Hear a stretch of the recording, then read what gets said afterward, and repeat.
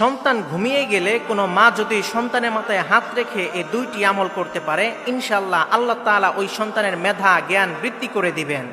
সম্মানিত প্রিয় মায়েরা, একজন মায়ের দোয়ার শক্তি এই দুনিয়ার কোনো শক্তির সাথে তুলনা হয় না।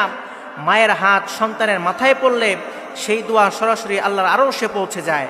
সুতরাং আপনি যদি চান আপনার সন্তান জ্ঞানী হোক, আপনার সন্তান বুদ্ধিমান হোক, আপনার সন্তান বুঝদার হোক, মানুষের উপকারে আসুক, তাহলে সন্তান যখন ঘুমিয়ে যাবে তখন নিয়মিত সন্তানের মাথায় হাত রেখে এই দুইটি আমল করুন, ইনশাআল্লাহ অলৌকিক ফলাফল পাবেন। আমলটি কিভাবে করবেন? প্রথমে সুন্দর করে অজু করবেন। এরপর আপনার সন্তান যখন ঘুমিয়ে যাবে তখন সন্তানের মাথায় হাত রেখে নবীজির শিখানো একটি দোয়া পাঠ করবেন। এই দোয়াটি আল্লাহর হাবিব সাল্লাল্লাহু আলাইহি ওয়াসাল্লাম আব্দুল্লাহ ইবনে আব্বাস রাদিয়াল্লাহু তাআলা আনহুর জন্য পাঠ করেছিলেন। সেই দোয়াটি হলো, আল্লাহুম্মা ফাক্কিহু ফিদ্দীন ওয়া আল্লিমহু তা'উইল। এই দোয়ার বদৌলতে আল্লাহ তাআলা আব্দুল্লাহ ইবনে আব্বাস রাদিয়াল্লাহু তাআলা আনহুকে রাইসুল মুফাসসিরিন, সকল মুফাসসিরদের সর্দার বানিয়ে দিয়েছেন। আল্লাহু আকবার বলেন। সুতরাং আপনার সন্তান যখন ঘুমিয়ে যাবে তখন সন্তানের মাথায় হাত রেখে এই দোয়াটা বেশি বেশি পাঠ করবেন।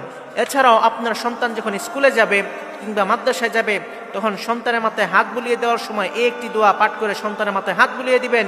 ইনশাআল্লাহ আল্লাহ তাআলা আপনার সন্তানের মেধা বৃদ্ধি করে দিবেন।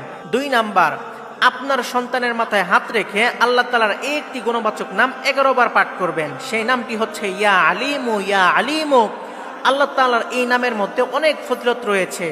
আল্লাহ তাআলার এই পবিত্র নামের আমল করার মাধ্যমে মেধা জ্ঞান বৃদ্ধি পায়, অন্তরে নূর চলে আসে, গুনাহ মাফ হয়ে যায়।